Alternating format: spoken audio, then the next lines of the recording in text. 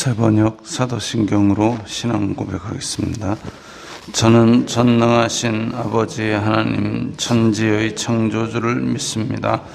저는 그분의 유일하신 아들 우리 주 예수 그리스도를 믿습니다.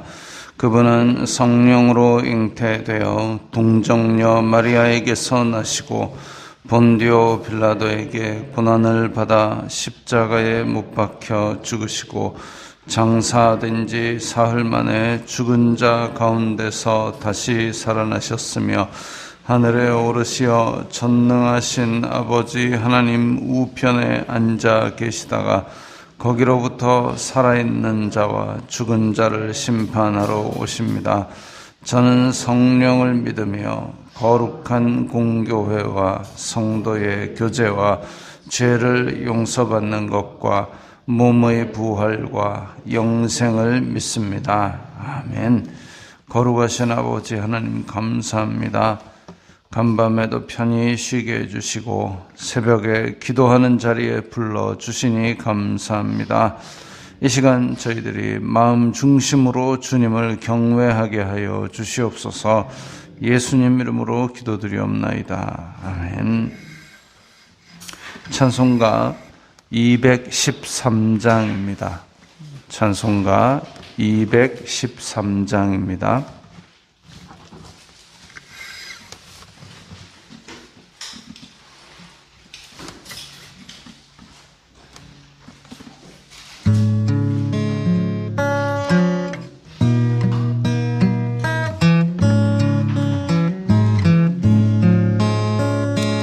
나의 생명 드리니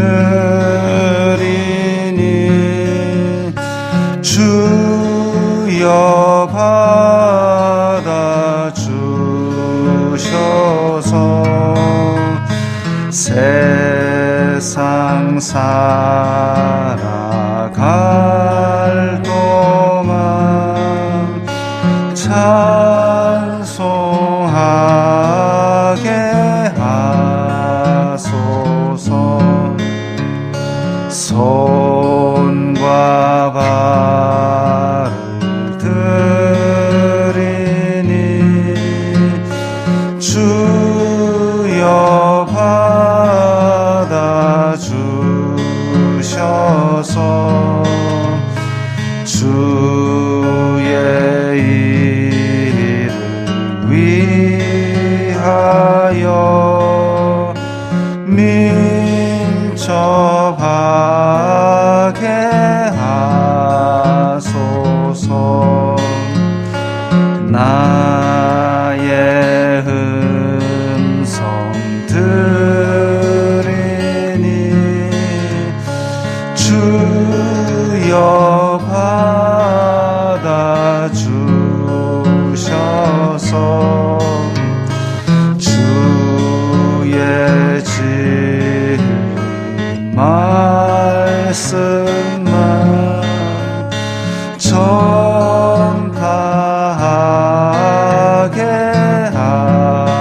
하소서. 나의 보화 드리니 주여 받아 주셔서 하늘나라 위하여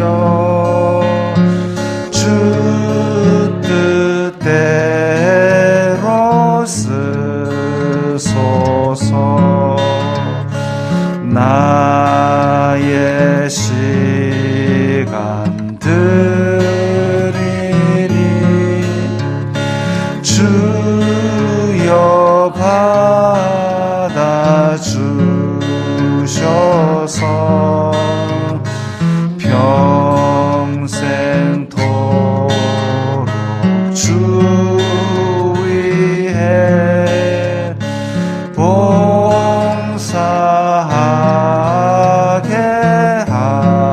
하소서.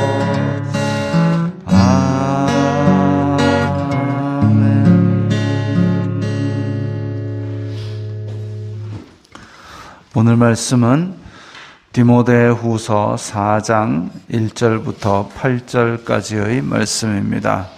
디모데후서 4장 1절부터 8절까지의 말씀입니다.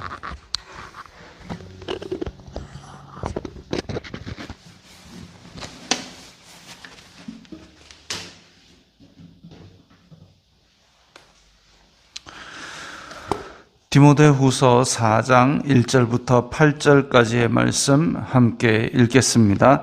하나님 앞과 살아있는 자와 죽은 자를 심판하실 그리스도 예수님 앞에서 그가 나타나실 것과 그의 나라를 두고 엄히 명하노니 너는 말씀을 전파하라. 때를 얻든지 못 얻든지 항상 힘쓰라. 범사의 오래 참음과 가르침으로 경책하며 경계하며 권하라. 때가 이르리니 사람이 바른 교훈을 받지 아니하며 귀가 가려워서 자기의 사욕을 따를 스승을 많이 두고 또 그 귀를 진리에서 돌이켜 허탄한 이야기를 따르리라. 그러나 너는 모든 일에 신중하여 고난을 받으며 전도자의 일을 하며 내 직무를 다하라. 전제와 같이 내가 벌써 부어지고 나의 떠날 시각이 가까웠도다. 나는 선한 싸움을 싸우고 나의 달려갈 길을 마치고 믿음을 지켰으니 이제 후로는 나를 위하여 의의 면류관이 예비되었으므로 주 곧 의로우신 재판장이 그 날에 내게 주실 것이며 내게만 아니라 주의 나타나심을 사모하는 모든 자에게도니라. 아멘.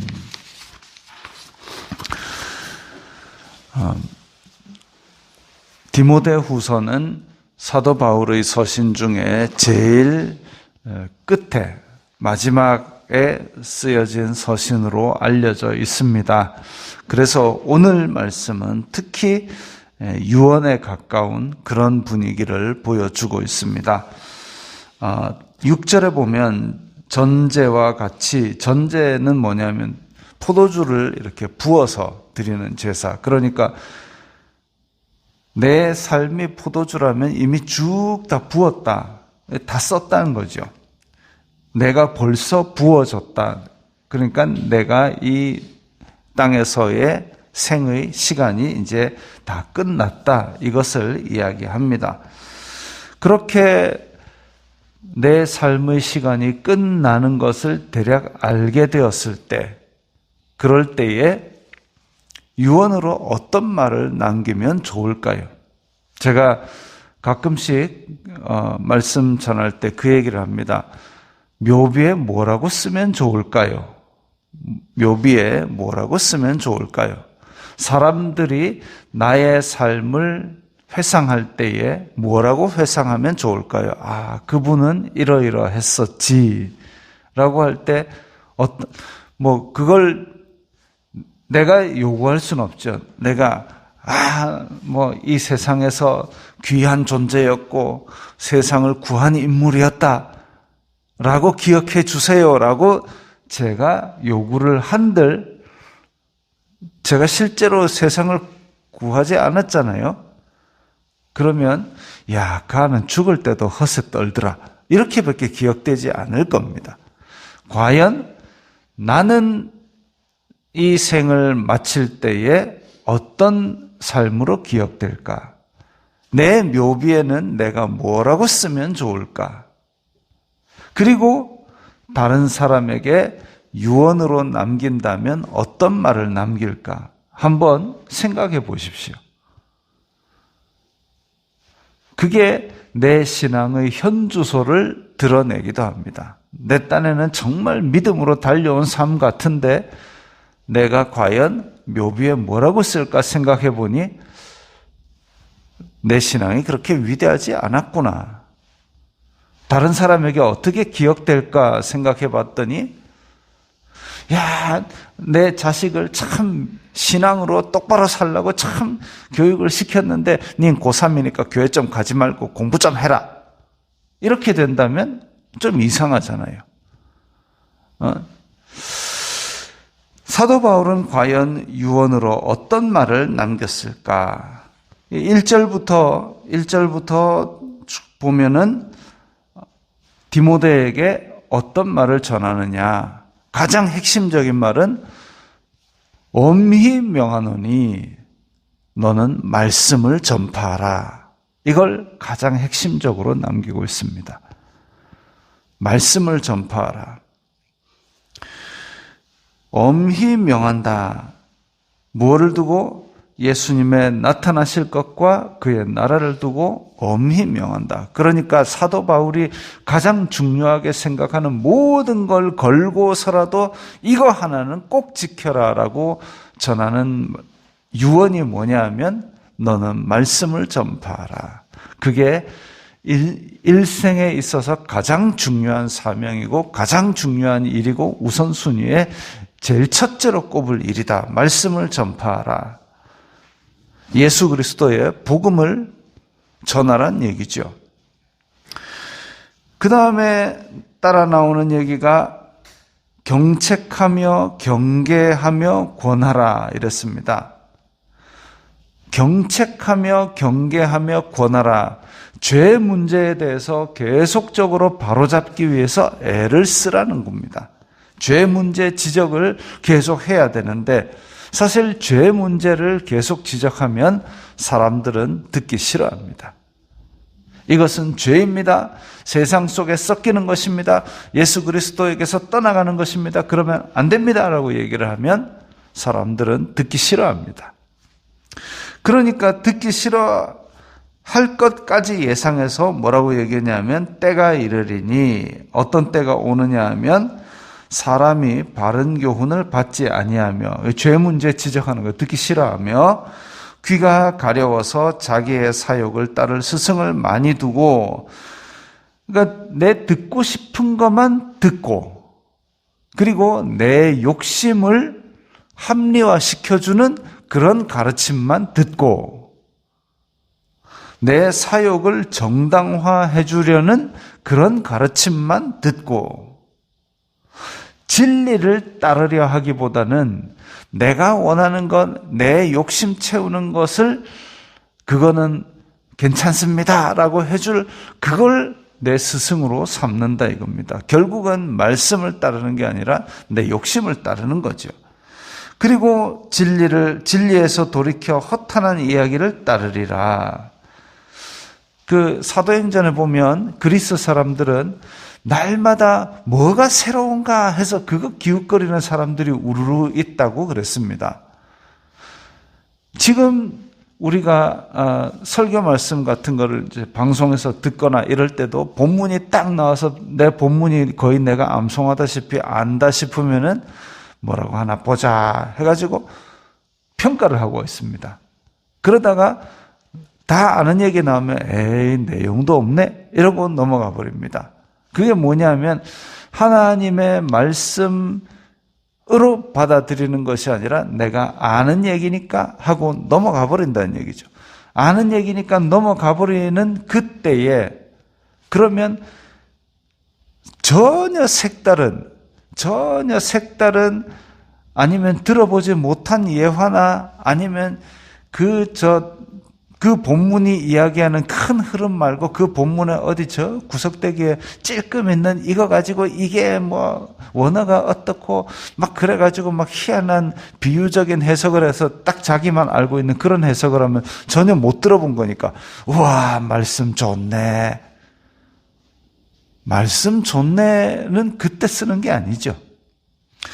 그래서 진리에서 돌이켜 허탄한 이야기를 따르리라라는 것은 그야말로 옛날 그리스 사람들처럼 어디 뭐 새로운 이야기 없나? 세상 철학, 세상 심리학, 그 다음에 망령되고 허탄한 신화, 유대인들의 율법 이런 것들을 가지고 진리에서 떠나게 만드는 그런 것들입니다. 그런 것들을 따르면 왜?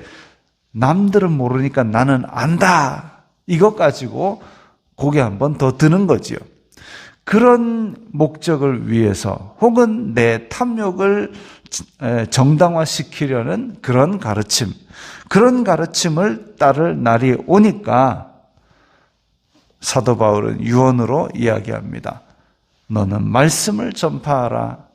계속 가르치고 잘못된 걸 바로잡기 위해서 애쓰고 권하라. 그게 사도 바울의 유언입니다. 후대에 전할 이야기. 그러면 아까 얘기한 묘비에 뭐라고 쓸까? 내 삶은 뭐라고 기억될까? 내 삶을 정리하는 말로는 사도 바울은 무엇을 이야기하느냐? 여기 보면 나의 떠날 시각이 가까웠도다.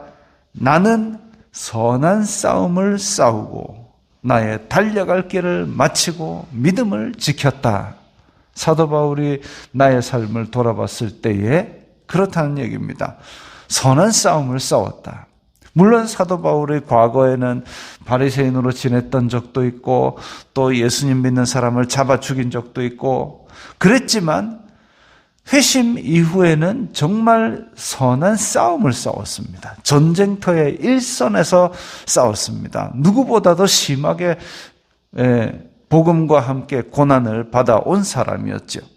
그리고 나의 달려갈 길을 마쳤다 그랬습니다. 사도 바울은 자기의 생에 대해서 표대를 향하여 달려가노라 그랬습니다. 목표를 세우고 달려가는 삶을 살았습니다. 제가 그 TV 본 이야기를 했었습니다. 그 사지가 다 아픈 어깨가 아프고 무릎이 아프고 이런 연예인들 몇 명 모아가지고 나이가 이제 딱 초등학생 엄마쯤 되는 나이의 연예인들이 모여가지고 농구를 시켰는데 농구 규칙도 모르고 공도 제대로 못 잡고 그런 사람들을 데리고 농구를 시켰는데 그 중에 한 사람은 춤을 추는 아줌마인데 이 춤추는 아줌마가 맨 나중에 이제 마지막 회에서 첫 승은 아니지만 마지막 회에서 처음에 자기네들이 졌던 그 초등학교 농구팀에 대해서 이겼습니다. 이기고 나서 인터뷰를 하는데 내가 오늘은 레이업 슛 한번 성공해 보는 게 내 목표였다라고 얘기를 한 걸 보고 야, 저 사람이 댄스로 어느 정도 성공을 거둔 비결이 저거구나. 그냥 시합 열심히 해서 이기고 싶어요 이게 아니라 오늘은 내가 레이업 슛을 꼭 성공하고 싶다라는 목표를 세웠다는 거죠. 그 목표를 세우고 그걸 향해서 계속 전진을 해왔기 때문에 그 시합에서 레이업 슛을 한번 성공을 했습니다. 그리고 시합은 이겼죠. 그것처럼 우리의 신앙에서도 달려갈 길에 대해서 목표가 있고 그것을 향해서 달려가야 되는데 그냥 전에 하던 대로 시냇물이 졸졸졸졸 거기에 따라서 그냥 떠내려가는 그런 신앙을 가져서는 어제의 마귀는 오늘의 마귀가 아닌데 나는 어제의 신앙으로 오늘을 한번 버텨보려고 하는 그런 안일한 태도가 있다라는 겁니다. 그런데 사도 바울은 달려갈 길을 달려왔다. 내가 내일은 무엇을 할 것이며 오늘은 그걸 위해서 내가 이것까지는 해야 된다라는 그런 사명감을 가지고 있었다라는 겁니다. 나의 믿음을 지켰다. 이런 것들이 바로 내 삶을 정리한다는 사도 바울의 이야기입니다. 그리고 그 이후의 결과를 명확히 알고 있습니다. 나를 위해서 의의 면류관이 예비되었다. 의의 면류관이 내게 되었다. 그 의의 면류관이라는 것은 그야말로 하나님께서 주시는 상급인데 그걸 바라고 이 땅에서 그 고생을 마다하지 않고 최선을 다했다라는 겁니다. 이 땅에서의 부귀 영화를 노린 것도 아니고 또 나의 유산을 남겨놓으니 디모데 네가 80%를 가져가라 이런 말도 없습니다. 사도 바울은 자기가 벌어서 자기가 자비량으로 선교했던 텐트 메이킹을 했던 그런 사람이기는 하지만 그 사람의 재산이 어떠했는지 알려진 바는 사실 없지만 가말리엘의 제자였고 그 다음에 그때의 장막을 만드는 일을 했다라고 하면 그렇게 가난한 삶을 살지는 않았던 걸로 알려져 있습니다. 그런 것과는 전혀 관계없이 지금 자기의 삶에 대해서는 믿음과 내 달려간 목표에 대한 의의 면류관만을 얘기하고 있습니다. 진짜 이 땅에서 발을 디디고 있지만 하늘나라를 이룬 사람이지요. 우리의 삶이 어떠한지 한번 돌아볼 필요가 있습니다. 나는 유언으로 내 삶을 정리할 때 어떤 말을 할 수 있을 것인가? 내 후손들에게는 어떤 조언을 해줄 수 있을 것인가?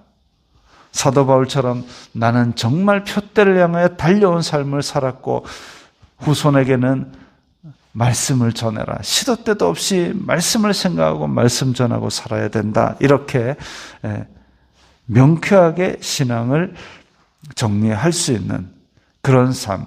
우리에게 죽음이 언제 다가올지 모릅니다. 우리의 삶이 언제 끝날지 모르고 예수 그리스도께서 언제 오실지 모르지만 이 삶을 정리하고 후손에게 이야기할 말을 한번 정리를 해보시면 지금 내 삶의 현주소가 나오고 또 내가 지금 어떻게 해야 되겠구나라는 것을 다시 생각해 볼 수 있을 것입니다. 그것을 생각하면서 오늘 하루도 목표를 향해 달려가시는 삶을 사시기 바랍니다. 기도하겠습니다. 거룩하신 아버지 하나님 감사합니다. 사도 바울이 살았던 것처럼 예수 그리스도의 장성한 분량을 향해서 달려가는 저희들이 다 될 수 있도록 도와주시옵소서. 예수님 이름으로 기도드리옵나이다. 아멘.